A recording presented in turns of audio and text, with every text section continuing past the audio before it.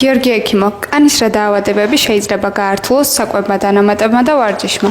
ვარჯიში და საკვები დანამატები სამწუხაროდ ხშირად კანზე სხვადასხვა სახის გართულებების მიზეზი შეიძლება გახდეს. Გამოყოფდით ყველაზე ფართოდ გავრცელებული და ყველასათვის კარგად ნაცნობ დაავადებას აკნეს. ვარჯიშთან ასოცირებული ოფლიანობის ზრდა, ხშირად ტვრიანი გარემო. ამ დროს საკვები დანამატები, რასაც ხშირად იყენებენ განსაკუთრებით B12 ჯგუფის მაღალი კონცენტრაციით აღებული ვიტამინები, ანაბოლური სტეროიდები, ასევე დაბინძურებული სხვადასხვა სახის საკვები დანამატები ხშირად ოფლიანობასთან და ტვრიანობასთან ერთად ზრდის ჩვენს კანზე გამონაყარს და ხშირად ეს ხდება აკნეს მაპროვოცირებელი ფაქტორი, ან ძალიან ხშირად ეს შეიძლება იყოს ჩირქოვანი ელემენტების, ეგრეთ წოდებული პუსტულების გამოჩენა ფოლიკულიტის თმის ბუდის ანთებითი რეაქციის სახით. ნინო ექიმო, როდის არის აუცილებელი ბიოპსია? საზოგადოებაში გავრცელებულია, რომ ბიოპსია საჭირო მხოლოდ ათვისებიანი სიცინის სადიაგნოსტიკოდ, თუმცა ეს მცდარი შთაბეჭდება არის. ბიოპსია კეთდება როგორც კეთილთვისებიანი წარმონაქმნების სადიაგნოსტიკოდ, ასევე კანის ან სხვა ორგანოების სხვადასხვა მდგომარეობის სადიაგნოსტიკოდ. ჩვენ შემთხვევაში მაგალითად საუბარი არის დერმატოპათოლოგიებზე. მოგეხსენებათ, რომ კანის პათოლოგიები ძალიან გავსერთმანეს და ხშირად ძალიან რთულია მათი დიფერენცირება, თუნდაც მაღალი ტექნოლოგიების გამოყენებით. ამიტომ აუცილებელია ბიოპსია, რათა ზუსტად მოხდეს უჯრედულ დონეზე განსაზღვრა ამა თუ იმ დაავადების.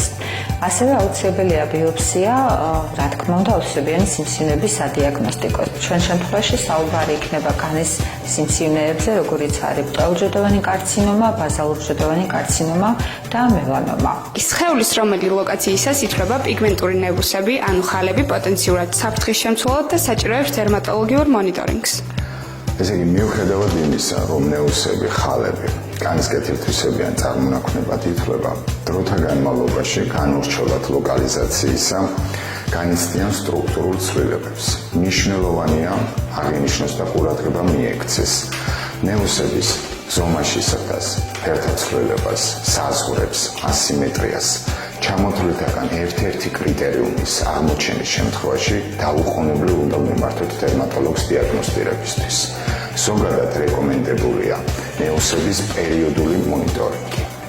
დღის განმავლობაში პაციენტები რა ჩივილებით მოგმართავენ ხოლმე? დღის განმავლობაში მრავალფეროვანია პაციენტების მომართვიანობა სხვადასხვა ჩივილით, ჩაზრდილი ბრჭყილი, ტრამვული ბრჭყილი დისტროფიით, ონიკომიკოზიანო ბრჭყლის სოკოვანი ინფექციები. ტერფის კანზე შესაძლოა იყოს კოჟრი წარმოდგენილი, ასევე ტერფის ვირუსული წარმოშობის ტერფის მეჭეჭი და სხვადასხვა ბაქტერიული ინფექციებით გამოხატული პაციენტი. მითია თუ რეალობა, რომ ბოტოქსი მხოლოდ დაბერების საპრევენციოდ გამოიყენება? ეს არის მითი, რადგან ბოტულინო თერაპია არა მხოლოდ ნაოჭების საპრევენციოდ გამოიყენება, არამედ სხვადასხვა დაავადებების დროსაც, მაგალითად ჰიპერჰიდროზი, ეს არის ჭარბოფლიანობა, რომელიც ძალიან ბევრი ადამიანის სიცოცხლის ხარისხს აქვეითებს. ასევე შაკიკის დროს ტკივილების შესამსუბუქებლადაც ხშირად გამოიყენება.